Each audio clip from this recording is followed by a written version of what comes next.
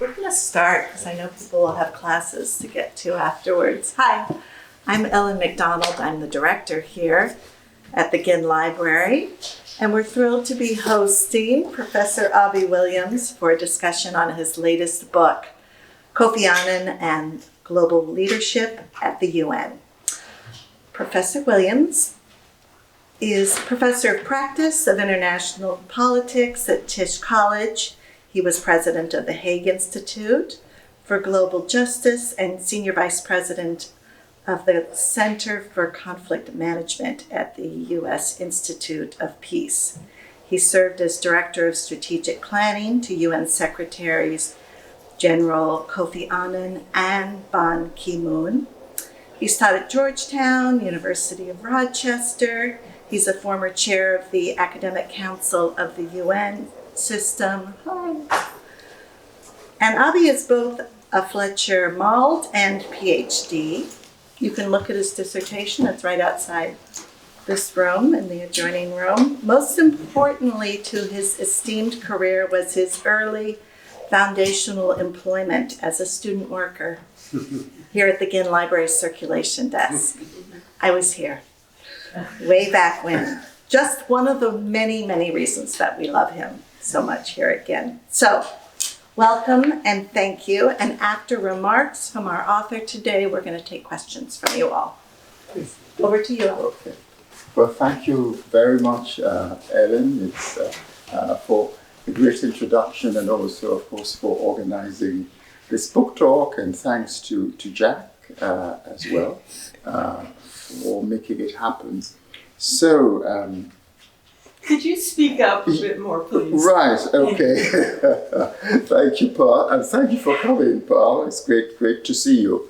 I should, of course, Ellen mentioned that we go back a long way, which is true. And it's also, I'm really thrilled to see Professor Pearl Robinson of the Political Science Department, because when I arrived at the Fletcher School, she took me under her wings as a student, and she was the person who launched me into the world of academia. And I would not have had a career in academia without Professor Robinson, so it's good to see her here today. Yeah? Well, Kofi Annan and global leadership at the United Nations. So I think the first question I should address is, why did I write this book on Kofi Annan? I did so for a number of reasons. The first is that Kofi Annan, the 7th Secretary General of the United Nations, was one of the towering global leaders of the 21st century and an internationalist icon. And I wanted to explore how Kofi Annan conceived his role as UN Secretary General at a very tumultuous time in world affairs, and how he met and dealt with the challenges which he faced as Secretary General. I also wanted to trace how Kofi Annan transformed the UN and the changes that he made to make the UN operate in a more effective and a more efficient way, and to shed light on the importance of leadership for the performance of a global institution. And finally, I wanted to explain how the advancement of peace and security and development and human rights requires bold and visionary leadership. So those were the reasons why I decided to write this book on Kofi Annan. So who was Kofi Annan, and how did he become Secretary General of the United Nations?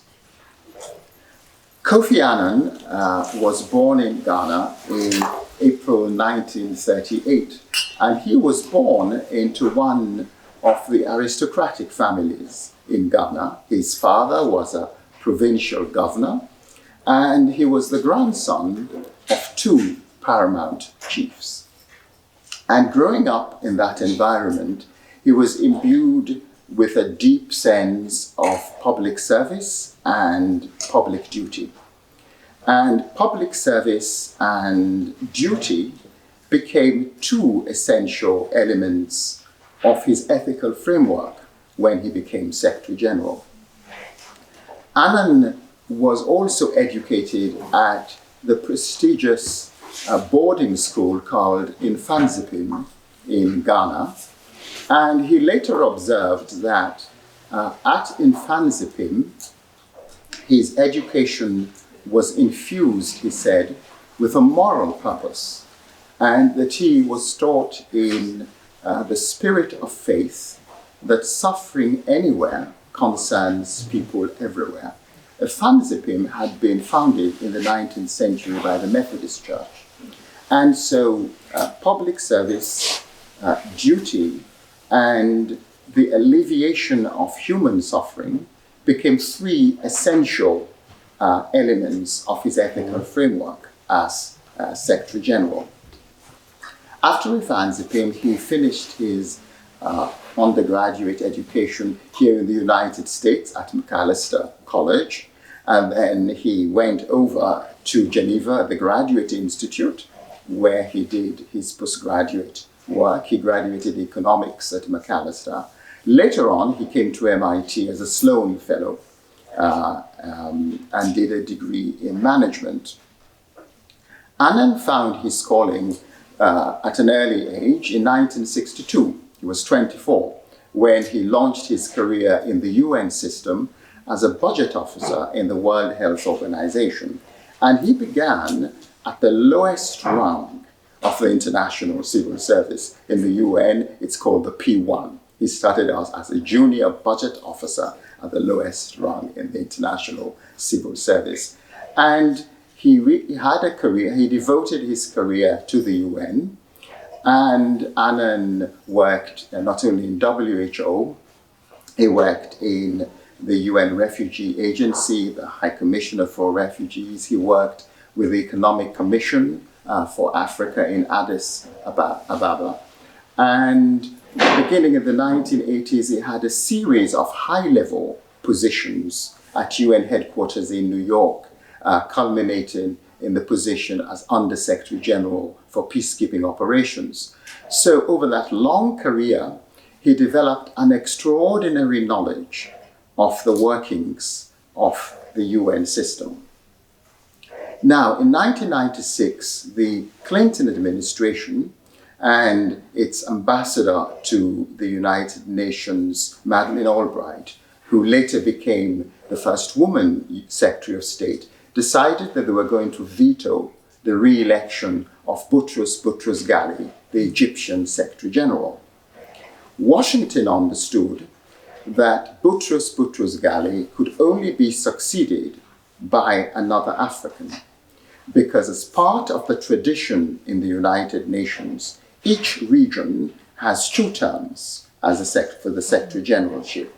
Africa, which has the largest vote in the General Assembly, had not had a Secretary General before Boutros-Ghali. So it was only politically possible to have another African to succeed Boutros-Ghali. And Kofi Annan had impressed not only the United States, but many countries and many leaders with his diplomatic skills, his problem-solving approach, and his ability to work harmoniously with people from very different backgrounds. So in December 1996, the General Assembly, on the recommendation of the Security Council, appointed Kofi Annan as the 7th Secretary General of the United Nations.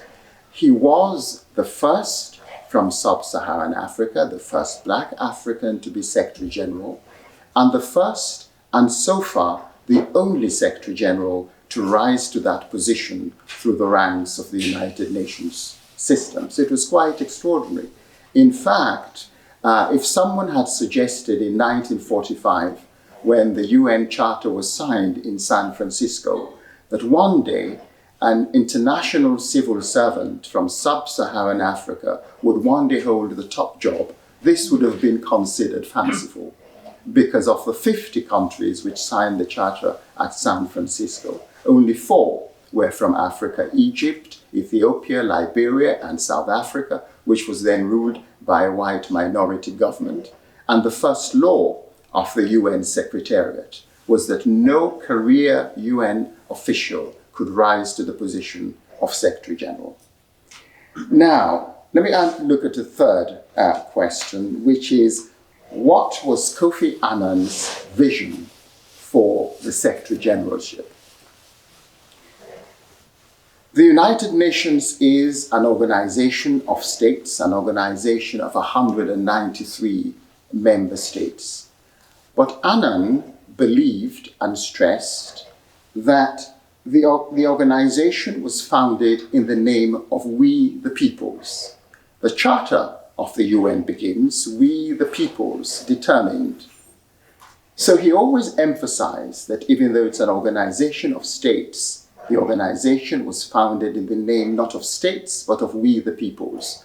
So at the heart of his vision was to place people's rights and their needs at the center of the UN's action.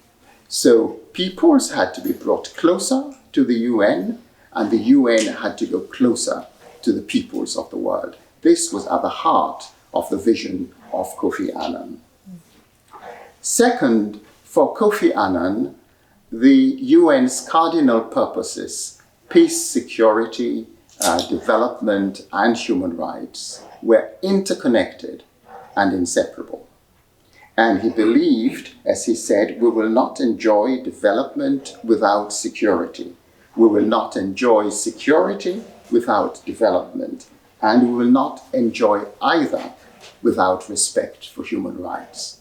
So the interconnectedness and the inseparability of the purposes of the UN were the heart of the vision of Kofi Annan. Also important for Kofi Annan was having an effective and inclusive multilateralism, because he believed in the importance of international cooperation. Annan believed that all the global problems, from migration to climate change to terrorism, none of these problems could be solved by any nation, however powerful, however rich. And he called these problems, he coined the phrase problems without passports. That all of these problems were problems without passports. And he always added that therefore you needed blueprints without borders. And so having an effective, inclusive multilateralism and strengthening international cooperation is also at the heart of the vision of Kofi Annan. And I think fourth, for Annan was the importance of partnerships, because Kofi Annan recognized that in an age of globalization, the United Nations could not achieve any of its purposes, could not achieve its objectives by relying exclusively on state power and interstate cooperation. That the organization needed to reach out and to build partnerships with non-state actors, such as NGOs. He built partnerships with academia, with philanthropies, with business. And in building partnerships with business, that was his most radical departure from any of his predecessors, because it was Annan who established the UN Global Compact, the partnership between the UN and business, which has now become the largest sustainability initiative. And he believed that those partnerships were critical, even though it was controversial at the time, particularly with business, because business and non-state actors had certain strengths. They had expertise, which the UN could leverage. They also had resources, which could help the UN in its work, particularly in its development work. And he saw these partners as also potential advocates for the work of the UN. So those elements were part of the vision of Kofi Annan.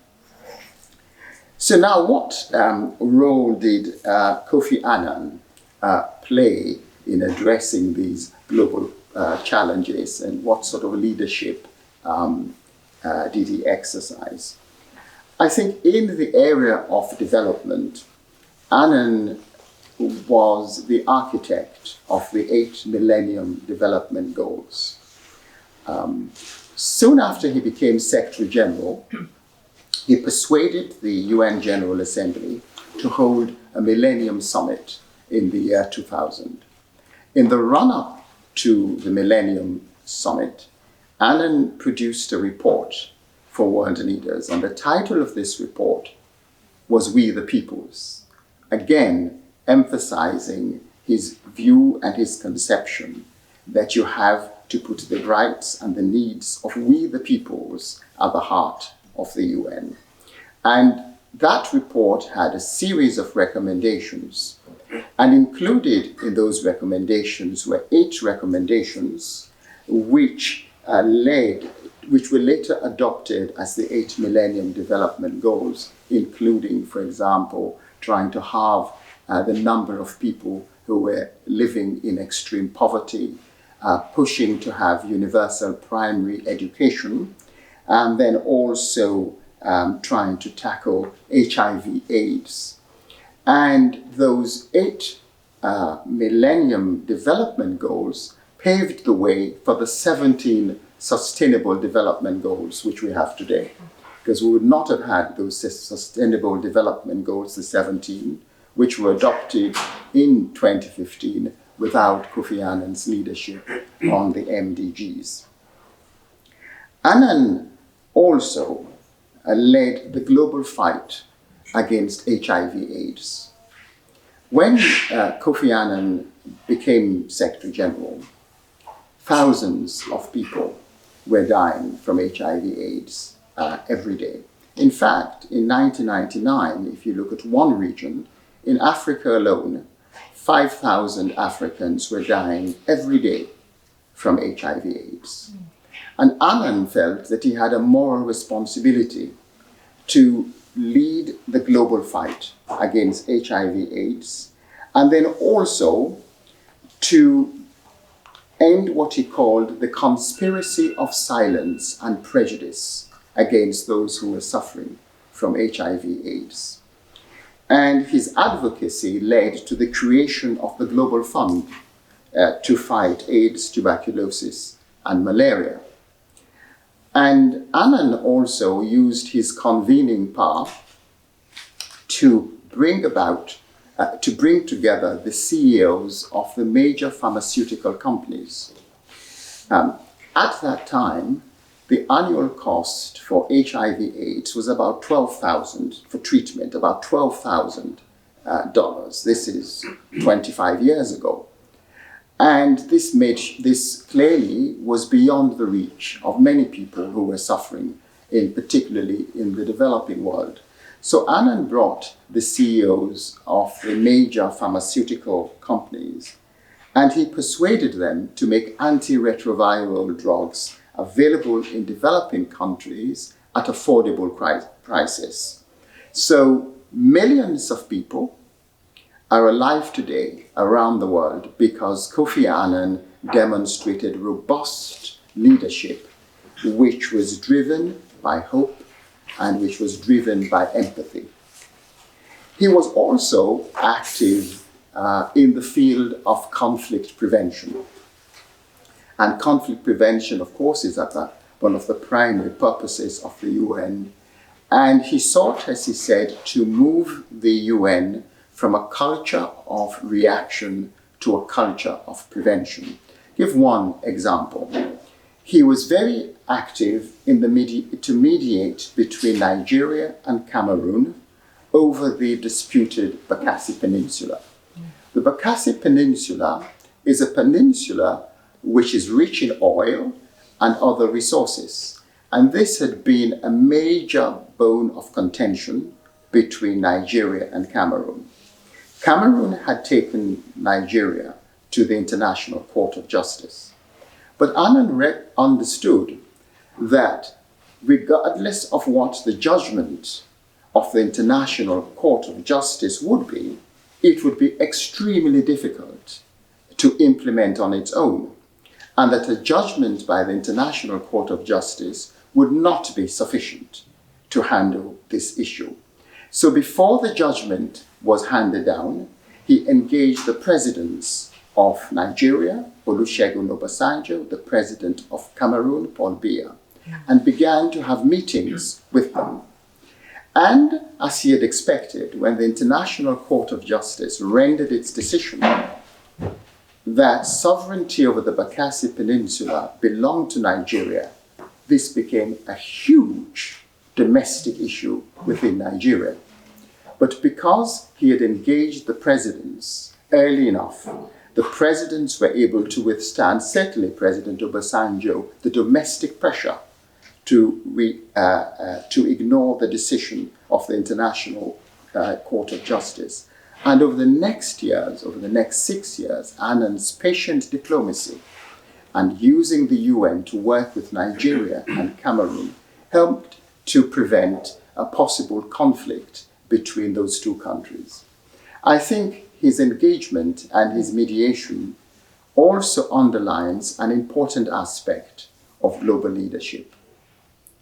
Global leadership is not always about being concerned solely about the headline-grabbing disputes, and recognize that you also had to pay attention to disputes which were not in the headlines. Another area in which Annan exercised leadership was, of course, the responsibility to protect. Dealing, of course, with the issue of civilian protection is one of the most intractable issues in international relations.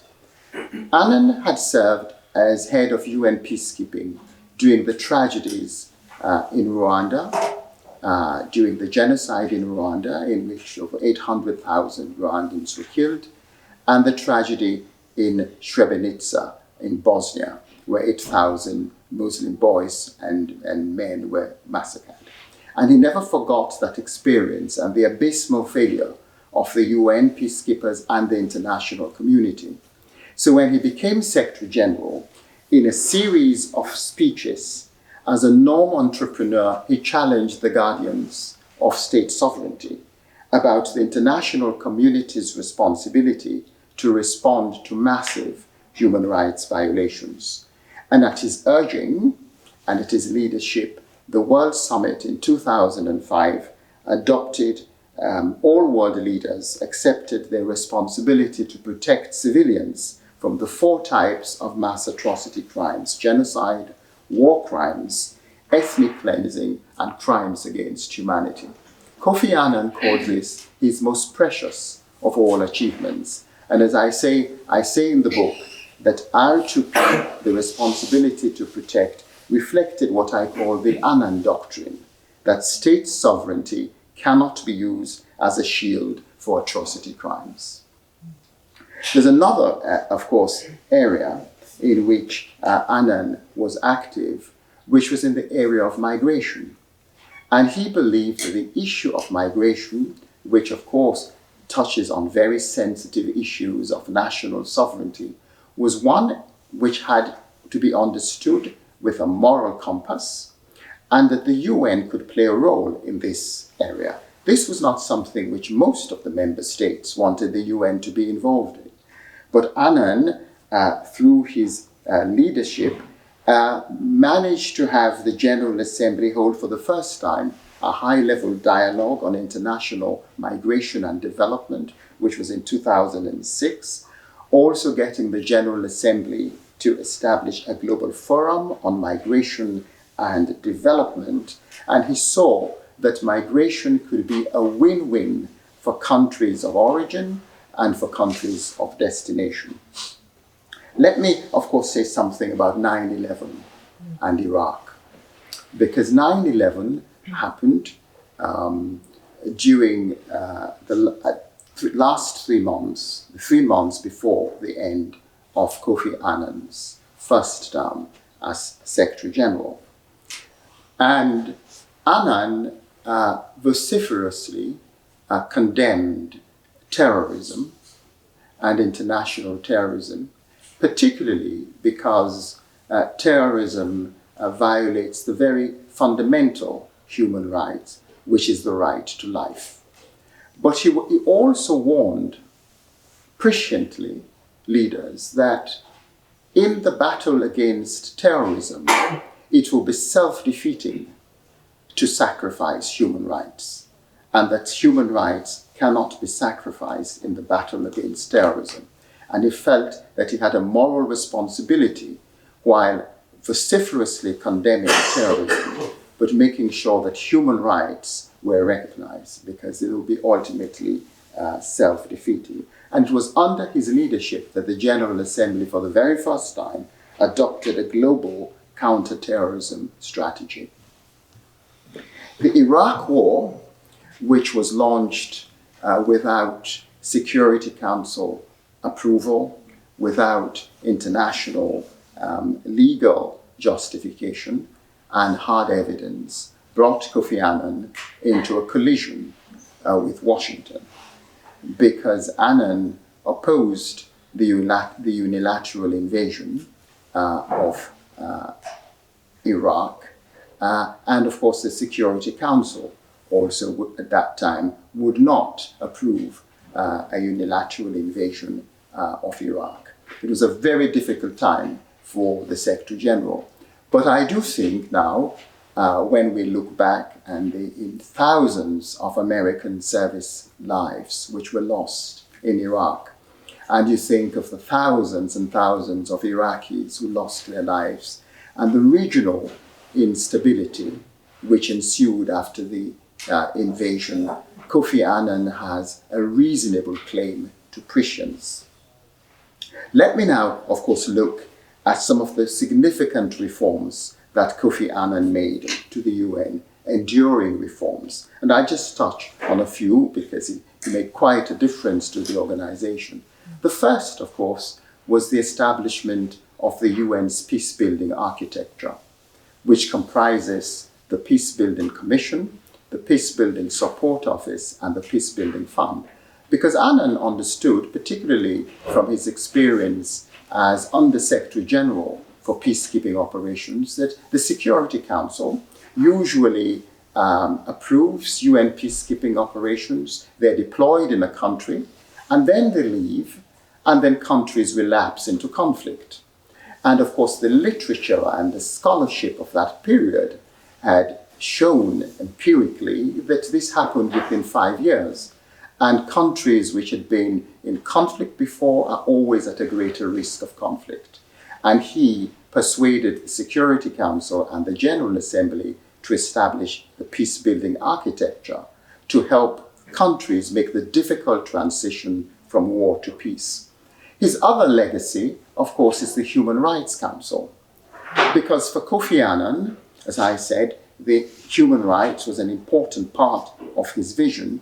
And he felt that the framers of the UN Charter and the founders of the UN Charter had left a gap.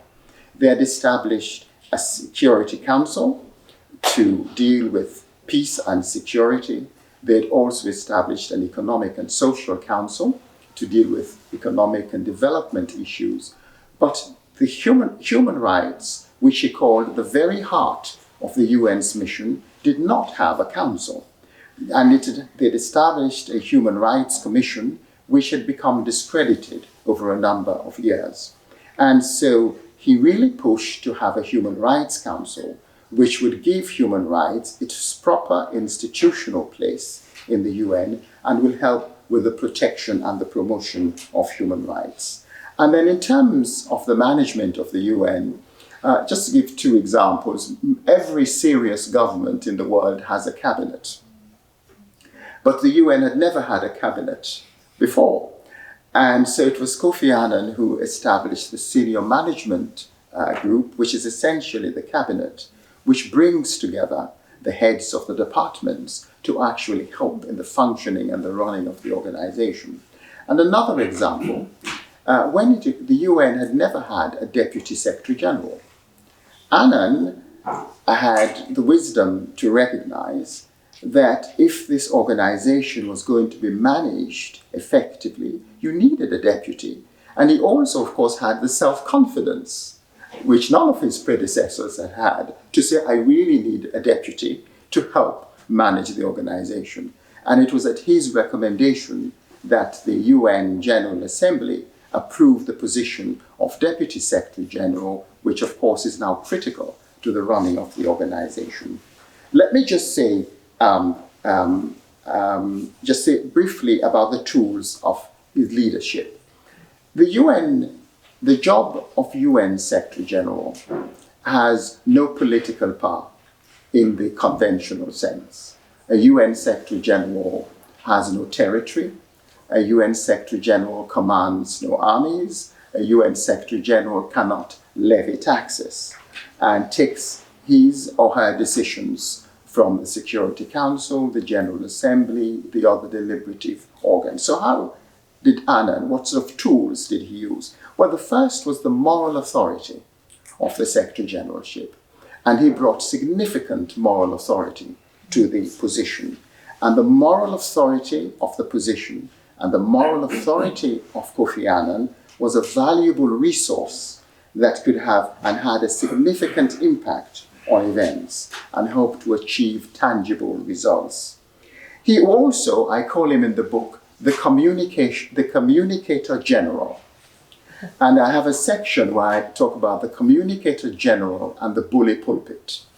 Because Annan was able to use the bully pulpit to exhort, to challenge, to inspire, and to persuade. And he used it to influence the global conversation from poverty to violent extremism, from migration to human rights. And he would use the bully pulpit to resist the pressure of powerful states. And it was just here across nearly 25 years ago in 2001 on Fletcher Field, where Kofi Annan gave the commencement address. And it is sobering to recall that the topic that he chose was climate change and dealing with the challenge of climate change, which was nearly 25 years ago. And I think also he used his convening power, and I've given the example of how he convened the CEOs of pharmaceutical companies. The tools of partnerships were also critical. So finally then, what were the qualities that made Kofi Annan, in my view, as I argue in the book, the most significant and influential and transformational Secretary General that the United Nations has ever had? Well, first, he had, as I have said, an extraordinary knowledge of the UN system, which was unrivaled by any of his predecessors and his successors. He also understood the United Nations and its politics. And he understood that politics quite well. He also, Kofi Annan, had exceptional diplomatic skills. He was a consensus builder. He had astute judgment. He was perceptive, and he was always unflappable. And he could wrap up a tough message in soft phrases. And he also had certain personal attributes, great empathy, unfailingly courteous, very patient, optimistic. He had farsightedness, and above all, he had integrity and moral courage. And Kofi Annan had a realistic understanding of the purposes of the UN, which he combined with bold and visionary leadership, thereby maximizing the organization's potential where it had a special role to play. And his tenure as Secretary General should always remind us that realism about the UN's deficiencies does not entail fatalism about the opportunities it presents. And I think he has left an impressive legacy for our times and for future generations. Thank you. We have some time for Yes, questions. for questions. Does anyone have a question? Yes. Yeah, well, thank you very much, Abby. It's a great book. I've read it, and then it was a very interesting talk. One point I want to mention, and I would like to have your feedback on that, is that the transition from Boutros Ghali to Kofi Annan was politically fraught as far as American politics. And I got the impression, and you hinted it in your book, the fact that like the involvement in domestic politics, etc., of the previous regime. But don't you think that another thing that is relevant to the story you're telling is that you mentioned Kofi Annan's diplomatic skills, and I think one aspect of those skills was to try and manage his own relations with Washington in a way that would not repeat what had happened during the regime of Boutros Ghali. Because clearly, I think like one way of reading your analysis is that by staying out of the way of the US government, he managed to do lots of great things and engage in lots of initiatives that wouldn't ruffle any feathers in Washington. So do you think there's a point there? Absolutely, absolutely. Because Kofi Annan's tenure as UN Secretary General coincided with a unipolar moment in world affairs, when world affairs were dominated by a single superpower, the United States. And in fact, the US was considered the P1 in the Security Council. So it was necessarily one of Kofi Annan's priorities to maintain a working relationship with Washington. And he managed to do that without alienating the other members of the Security Council and the broader membership in the General Assembly. In fact, when he became Secretary General, particularly out of the difficulties during the previous tenure, the United States owed $1.3 billion to the United Nations. And the United Nations was facing bankruptcy. And Kofi Annan used his extraordinary diplomatic skills to explain to Washington, not only the administration, but to the Congress, why US leadership was critical for the United Nations, and why the United Nations was critical for the advancement of America's national interests. And as a result of that leadership and managing skillfully that very important relationship, he persuaded the United States to pay its dues, which it owed to the United Nations.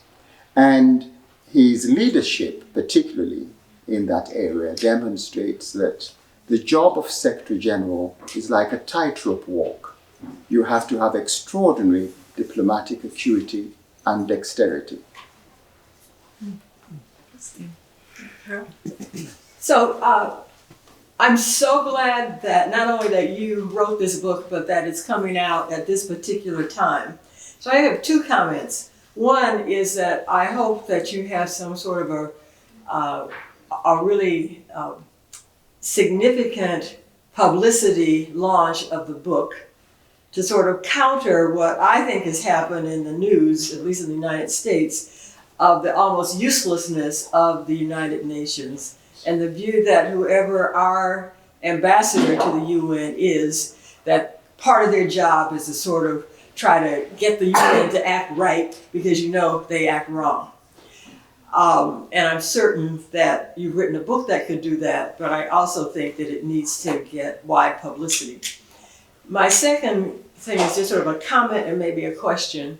The question is, how do African countries in general think about Kofi Annan's leadership? When I was teaching at McKennedy, when people were very upset around that region about the role that his inaction played in the Rwandan genocide. So I spent a year hearing almost nothing positive about Kofi Annan while I was in Uganda. And I'm just sort of wondering, what is how is he viewed now in the Africa region, in particular African countries, and among African delegations at the United Nations now? I think he's viewed now very favorably for a number of reasons. First, of course, as I was saying, he had been Under Secretary General during the Rwanda genocide, and then also during the genocide in Srebrenica. And he learned from that experience. And one of the things I say in the book, and I argue, is that all great leaders make mistakes. But really great leaders who go down in history acknowledge those mistakes, they apologize for them, and then they do something about them, and they learn from those mistakes. And that was Kofi Annan, because not only did he make sure there was a report which was mandated by the General Assembly on Srebrenica, he was the person who actually set up an independent inquiry into the Rwanda genocide and then accepted the recommendations which were made by the inquiry and made sure that they had full access to all the records of the United Nations to do this inquiry. And I discuss this in the book. It was a very hard-hitting report. The Srebrenica report was also hard-hitting. And there were people in his entourage who did not want to make it public. But he insisted that it had to be public, these reports, and that the UN had to learn from those experiences. And he was moving, as I say in the book, trying to move the UN from a culture of secrecy to a culture of openness and transparency. And from that experience, we now have this new norm of the responsibility to protect, which he called one of his most precious achievements. And I think Africa also remembers, of course, now the extraordinary leadership which he did on HIV/AIDS. As I said, 5,000 Africans were dying every day from HIV/AIDS in 1999. And it was Kofi Annan, because of his leadership and convening these pharmaceutical companies which made antiretroviral drugs available. And he did that because of moral conviction, but also because he was an African. And he knew that HIV/AIDS was taking away a whole generation of people, teachers, and taking away the continent's future. He also, of course, pushed for the Millennium Development Goals, which had important, helped Africa in a number of ways, those 8 goals. So I think by and large now, of course, he's viewed very favorably. And when he won the Nobel Peace Prize, we just had a Peace Prize last week, it was significant that the New York Times commented when he won it that the Nobel Committee had made, the New York Times wrote, an inspired choice, and added that Kofi Annan deserved much of the credit for moving the United Nations and enhancing its authority and its credibility in recent years. Yes. Yes,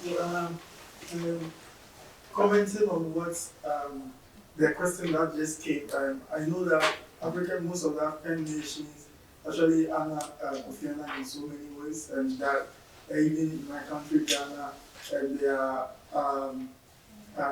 some institutions that are giving him a huge recognition.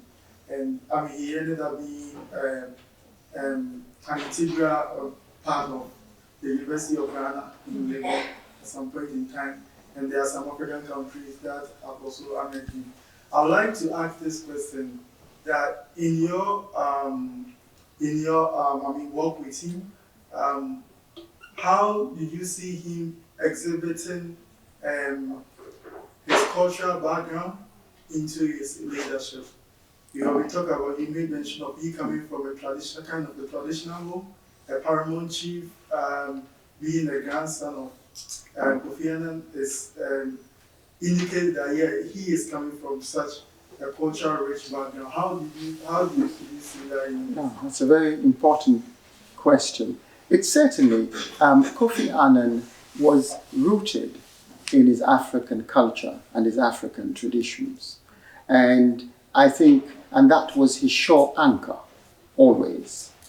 I think being the grandson of paramount chiefs, he understood the importance of listening and trying to get consensus, which is so much a part of African tradition. And so I think that strengthened his ability as a consensus builder, the ability, of course, to listen. And he also grew up, as he always said, in an environment where they had to interact and deal with people from different ethnic backgrounds within Ghana.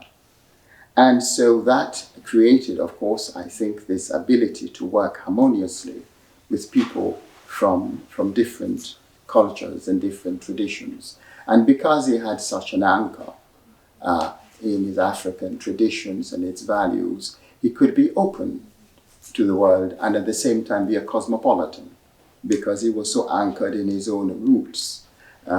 He was also, of course, incredibly patient. And I think his unflappability and the courtesy that he showed also came through. I give one sort of anecdote that you've asked about, how it was working with him.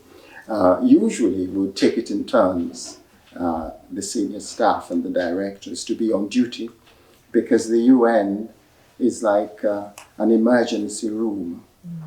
Doctor, you have patients in all time zones, and patients always in a crisis.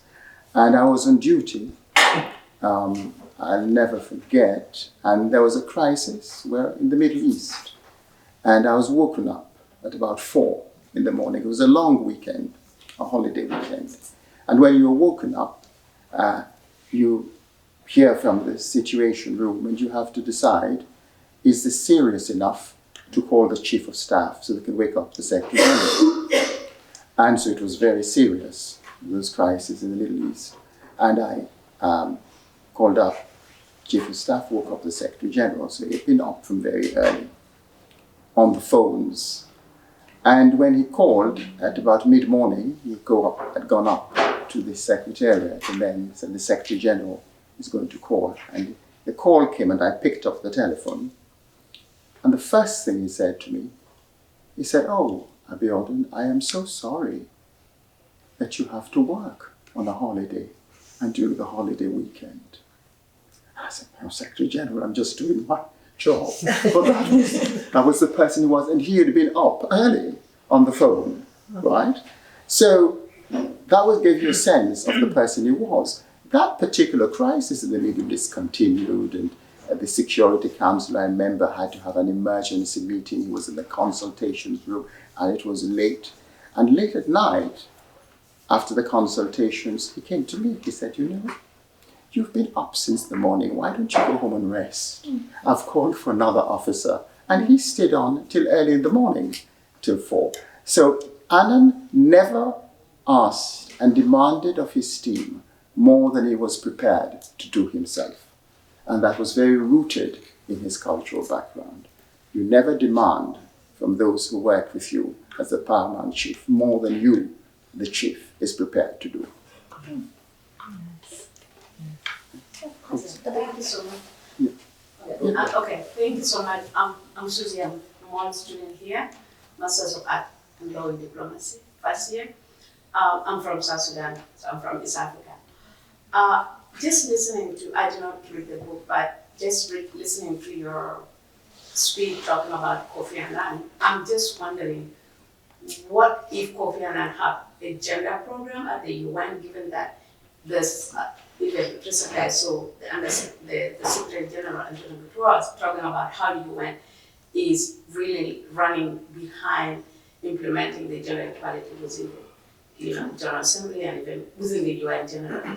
What was did Kofi Annan have that vision of ensuring that there will be a UN that is gender equal? And also, I know one of my colleagues is now attending a course in in Kofi Annan Foundation on civilian protection of civilian. I know there have been a discussion around gender mainstreaming within the peacekeeping forces and peacekeeping operations as the core with the principle of protection of civilian. Is there anything you can tell us maybe about his vision and missions and anticipation? Because I know time might have been very limited for him and he had so many other things to do with the world. Was there something, because he come from Africa, and we African believe we are a patriarchal society who really don't believe in gender equality, how they call it the Western agenda, but rather our own way. Is there something you can tell us about that? Well, there are some societies in Africa which were matrilineal, like Ghana. So he came from a matrilineal culture. But yes, it was it was a huge priority for him as well. He always recognized the importance of trying to get gender parity in the organization. I give some examples. When he established the post of Deputy Secretary General, Annan hammered a crack into the UN's glass ceiling by appointing a woman as the first Deputy Secretary General of the organization. He also made important high-level appointments shortly after he became Secretary General and in his tenure. So, for example, the first High Commissioner for Human Rights that he appointed was Mary Robinson, and Mary was the first woman President of Ireland. He also appointed Elizabeth Wren, and Elizabeth Wren was the special representative in the Balkans. So he made a significant number of high-level appointments to signal that this was an important priority, and tried, of course, to encourage the member states to recommend women both for high-level positions and for peacekeeping positions as well. So it was certainly a priority for him. And as the UN had not,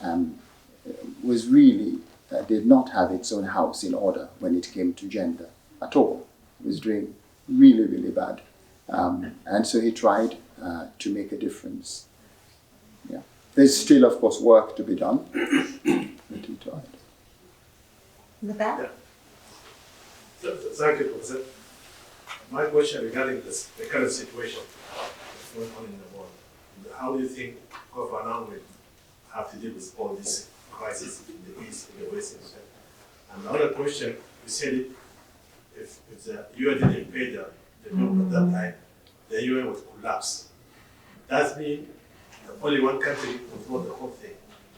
You don't think the time for other countries to step in or changing the financial structure of the UN, that means have to be equal payment rather than stay only one country making all different. Because I understand US pay about 40% for the UN budget.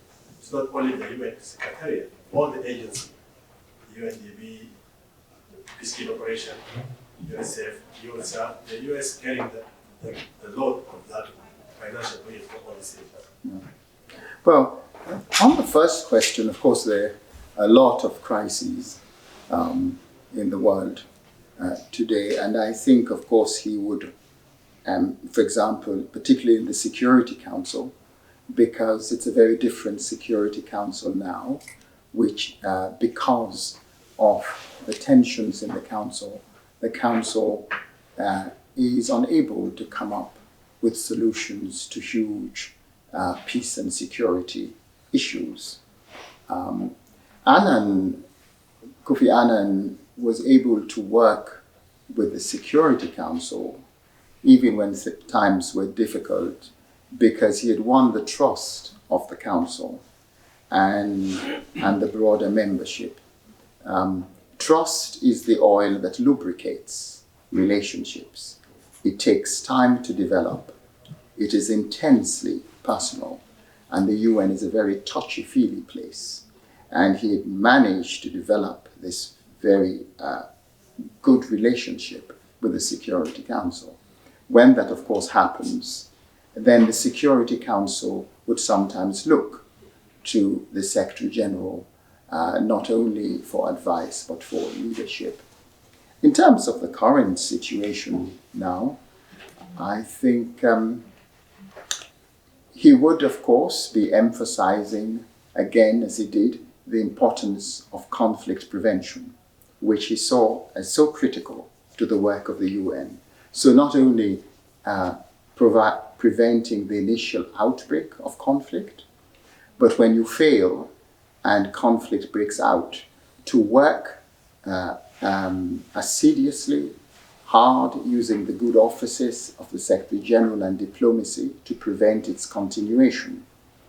And then he would also be focused on the long term to make sure that even when you have peace agreements which are reached, that you deal with the underlying causes of conflict. Because if you don't, you're going to have relapse of conflict. But I also think that Annan did not believe that armed conflict or war was inevitable. He firmly believed that war and armed conflict are caused by human beings and they can be stopped by human beings. So he would not be given in to learned helplessness. He was an optimist, a practical optimist, and would feel that you can always find ways and find a solution to conflict if you engage with the parties and you find a formula which works. I think also he would be looking at other parts of the UN system to say that even though the Security Council is blocked, we have issues on peace and security and challenges which are not being met, don't forget that there are other parts of the UN system which are making important contributions. The UN Refugee Agency helping refugees. He will be saying, don't forget the World Health Organization and its contribution that it's making, the World Food Program. So he always had a balanced view of the UN. In terms of the finances of the UN, which you mentioned, well, that's a formula which the member states agree to. And if there's going to be a change in how the UN is financed and who pays what and the scale of the contributions, that is one area where a Secretary General does not have authority, and that would be the member states who would have to decide if there's going to be a change in the scale of contributions. Yes. Yes. To speak up. Sorry. I can hear you. I'm a Nigerian, but I've not read the book, but my question is regarding the Bakassi Peninsula. So, to the average Nigerian on the streets, the ceding of Bakassi Peninsula to Cameroon was unfair, although it did bring President Obasanjo a lot of goodwill in Africa, he's well liked in Africa, he's seen as an African. But do you think almost 20 years now after the Green Tree Agreement, Kofi Annan would have had a change of mind to have ceded Bakassi Peninsula to Cameroon? Even though the clashes, the security issues that we had in that area have been resolved as a result of the Green Tree Agreement, do you think he would have still taken the same steps and decisions that he took almost 20 years ago? Oh, I think so, absolutely, because the decision was a judicial decision. It was a decision by the International Court of Justice. And so and he believed firmly in the rule of law. But he also recognized that a judgment of a court, an International Court of Justice, would not be sufficient to resolve this issue. That the judgment could be rendered, but the International Court of Justice does not have powers to implement its decision. That you also needed diplomacy and mediation to help both countries to implement the judgment of the court. And as you say, even now, there are segments in Nigeria who are not reconciled to the decision of the court. So could you imagine how, of course, you've heard the tensions at the time, And so that's why he had worked very early on and engaged the presidents before the court, and then used the resources of the UN, the observers, as you know, in Bakassi, the mixed commission over a number of years to help both countries to come to terms with this issue without conflict. And so, yeah, I think he would have made the same decision. Valentina? Yes. Thank you. I was wondering, of course, you talked a lot about how Kofi Annan, his legacy comes from how he's dealt with a lot of global issues, but I was wondering if you see any ways that the way Kofi Annan functioned in his capacity as UN Secretary General has been passed on to other future Secretary Generals. If there's any changes he's made to the office that have stayed. It's an interesting question. Well, as I said, I think he's bequeathed a legacy which other Secretaries General can now build on and which has helped his two successors. So, as I said, I think the Human Rights Council is one. It's not a perfect institution. That was one. The Peace Building Commission is another important legacy. And next year will be the 25th anniversary, and the current Secretary General has mandated a review of the Peace Building Commission next year. That, I think, is an important legacy. It was also Kofi Annan who established the UN Democracy Fund, because, again, he was a very firm believer in democracy, because he felt that democracy was important for safeguarding freedom and could help the process of development to become more transparent and accountable. He knew it has to be a homegrown process, but it could benefit from international assistance. So he established the UN Democracy Fund to provide assistance, electoral assistance to countries preparing for elections and so forth. I think also, as I said, he's being the architect of the Millennium Development Goals. So it was his first successor, Ban Ki-moon, who was Secretary General when we had the SDGs, which were adopted in 2015.